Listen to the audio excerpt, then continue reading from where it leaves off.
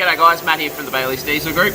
Just wanted to talk about 1KD fitting kits and why we think they're a good idea, why you should buy this when you also get your set of injectors. Now, first thing I've got to mention, if you're buying a fitting kit on its own without a set of injectors, you need to let us know, because when we supply our injectors, the injectors come with a nozzle washer and the O-ring at the bottom of the base here. So we do not put them in our fitting kit. So if you need the fitting kit with these two, please make sure you let us know.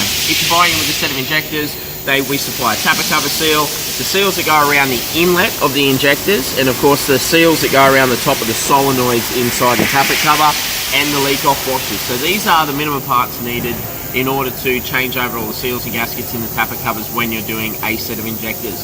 So the other thing we also recommend is fuel lines. We're going to do a blog post on that. I'm going to link it at the bottom, so you guys can understand, not just because of course the fuel lines do seal, that's no bullshit, but the reality is they get cavitation erosion inside, and you do not want that metal going through your new injectors. So make sure you click that blog post and watch that video on the fuel lines.